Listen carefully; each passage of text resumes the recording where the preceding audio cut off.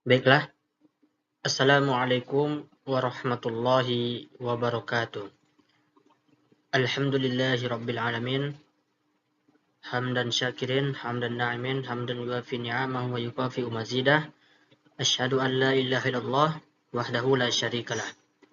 Wa asyhadu anna Muhammadan abduhu wa rasuluh sallallahu alaihi wasallam alladzi la nabiyya ba'da amma ba'du. Baiklah, pada kesempatan kali ini izinkan saya untuk menyampaikan sedikit ilmu kepada bagi yang penonton.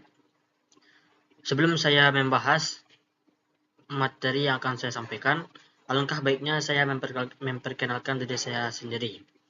Baiklah, perkenalkan, nama saya Rahmat Malik dari Prodi Pendidikan Bahasa Arab kelas C Universitas Islam Negeri Imam Bonjol Padang dengan nomor NIM 2314020115. Pada kesempatan yang berbahagia kali ini, saya akan menyampaikan materi yaitu sejarah dan peradaban Islam di Brunei Darussalam.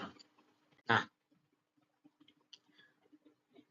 pada pembahasan kali ini, saya akan membahas 4 poin inti saja.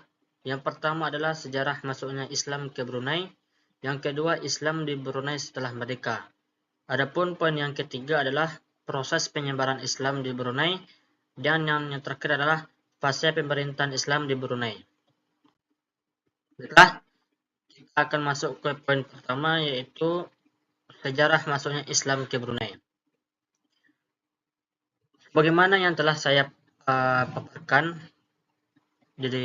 kepada penonton, bahwasanya seorang penulis yang bernama Aziu Mardi Azra, ia telah menulis bahwasannya sejak tahun 977 Masehi, Kerajaan Borneo atau Kerajaan Brunei telah mengutus Pu Ali ke istana Cina.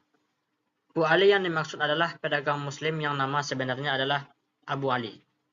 Pada tahun yang sama, diutus lagi 3 duta ke istana Song. Salah seorang di antaranya bernama Abu Abdullah. Nah, pada yang telah saya paparkan kali ini, bahwasanya kerajaan Brunei itu telah berdiri sejak sebelum tahun 977 Masehi. Pada tahunnya saya tidak tahu, bahwasanya kerajaan tersebut telah mengutus salah seorang Pu Ali ke istana Cina. Nah, jadi yang dimaksud Pu Ali di sini adalah pedagang muslim yang namanya Abu Ali. Nah, dari segi namanya saja, yaitu Abu Ali dan juga Abu Abdullah, itu merupakan nama-nama Islam, nama-nama yang ada sesuai dengan ajaran agama Islam. Nah, kemudian berdasarkan bukti dan fakta sejarah yang ada di Brunei Darussalam, menunjukkan bahwa Islam telah datang ke negeri makmur itu pada abad ke-13 Masehi, sebagaimana datangnya Islam ke Asia Tenggara pada masa yang sama, karena Brunei adalah bagian dari Asia Tenggara. Bukti temuan sejarah tersebut ditandai dengan adanya temuan batu nisan di sebuah perkuburan muslim di Jalan Tutong, Bandan Sari, kepunyaan orang Cina yang bernama Pukung Chinmu, yang wafat pada tahun 1264 Masehi.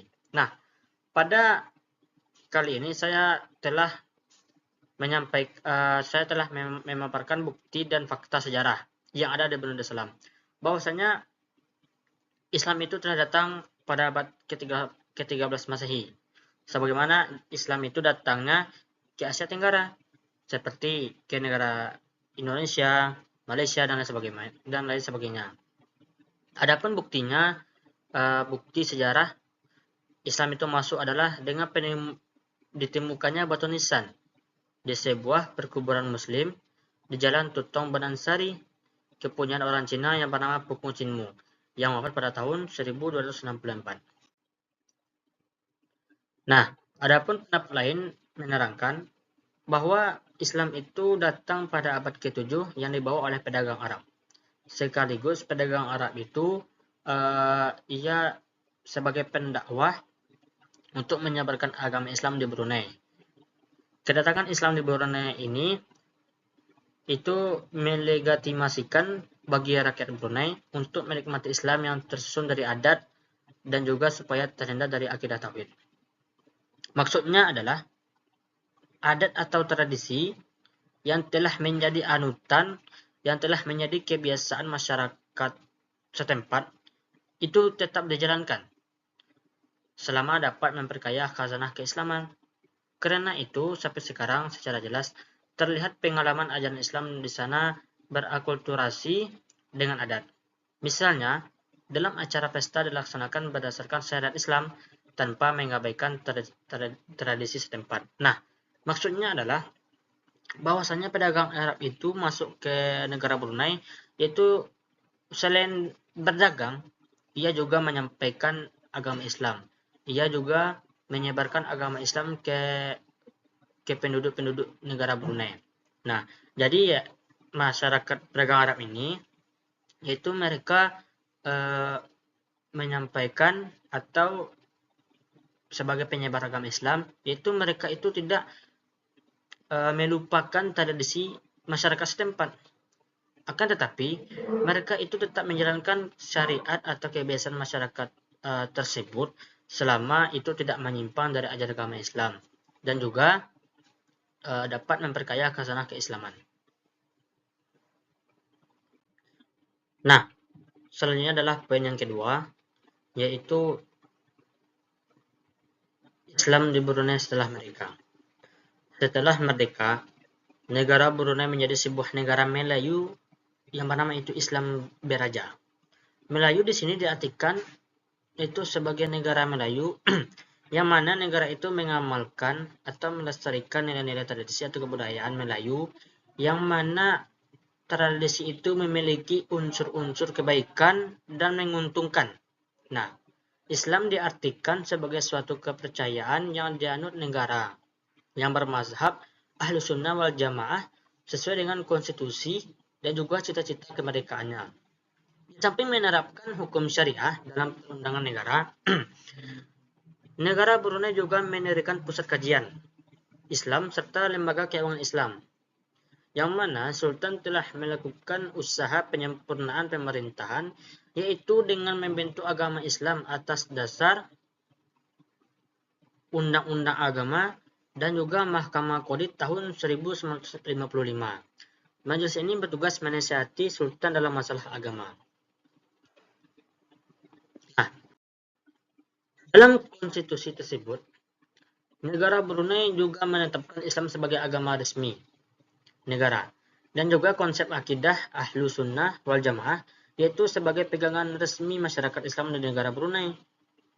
Amalan beragama di negara Brunei Darussalam juga dapat dilangsungkan dengan corak yang moderat, yaitu harus sesuai dengan aliran Ahli Sunnah wal Jamaah dari segi akidah dan juga mazhab Syafi'i dari segi fikih. Nah, adapun poin yang ketiga yaitu pada pembahasan kali ini yaitu bagaimana proses penyebaran Islam ke Brunei. Nah, pada pembahasan kali ini itu sama juga bagaimana penyebaran Islam itu terjadi di Brunei, yaitu sama juga terjadi di negara kita, yaitu negara Indonesia. Bagaimana sih Islam itu diterima atau tersebar di negara Brunei? Nah, yang pertama adalah dengan melalui perkawinan. Nah, perkawinan merupakan salah satu faktor yang membantu penyebaran Islam di Brunei. Perkawinan tokoh pendakwah yaitu yang bernama Syarif Ali dengan Putri Sultan Brunei dianggap telah banyak memberikan sambungan pada perkembangan Islam di Brunei. Nah, maksudnya di sini adalah bahwasanya sebelum pembahasan yang ketiga ini kita telah membahas yaitu bahwasanya banyak pedagang Arab atau pedagang-pedagang lain yang telah singgah di negara Brunei. Nah, pada saat itu pedagang Arab itu melakukan perdagangan sehingga banyaklah masyarakat setempat atau pribumi negara Brunei yang mana itu tertarik kepada pedagang, terkhususnya adalah wanita. Dari situlah muncullah itu perkawinan yang mana warga pribumi negara Brunei yaitu yang wanita yaitu menikah dengan laki-laki pedagang Arab. Dari perkawinan itu lahirlah keturunan-keturunan Islam yang mana itu keturunan tersebut menyebar atau bertambah banyak. Kemudian adapun yang penyebaran yang kedua adalah prosesnya adalah itu dengan perdagangan. Nah, Brunei merupakan salah satu kawasan yang telah dianggap menerima Islam melalui golongan perdagangan Portugis dari Arab. Sejarah Cina menyatakan bahwa Brunei mempunyai pelabuhan yang maju dan disanggi oleh pedagang-pedagang Asia seperti Arab, Persia, dan India dan Cina. Nah, adapun yang ketiga adalah dengan melalui dakwah. Proses penyebaran Islam yaitu dengan melakukan dakwah oleh pendakwah Islam sangat dianggap berpengaruh. Pendakwah Islam yang memainkan peranannya dalam penyebaran Islam adalah Syekh Alwi Al-Faqih Al-Muqadda. Adapun poin yang terakhir yang akan saya bahas pada kali ini adalah apa saja fase pemerintahan Islam di Brunei Darussalam. Nah, adapun fase yang pertama adalah fase pembentukan, yang mana Sultan yang berperan yaitu Sang Ali dan cucunya Awang Al-Abed Tatar. Itu Sultan pertama dengan gelar Paduka Seri Sultan Muhammad Syah. Yaitu fase ini terjadi pada tahun 1363 sampai 1402. Nah, adapun fase yang kedua adalah yaitu fase perkembangan.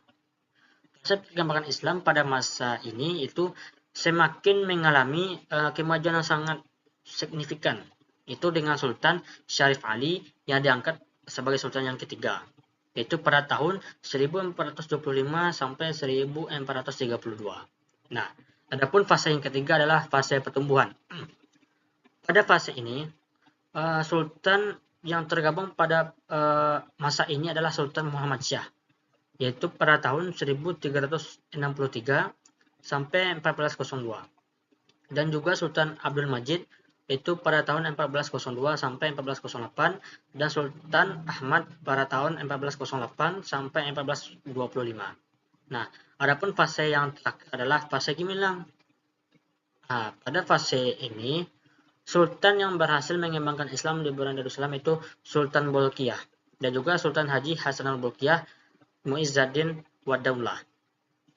Nah,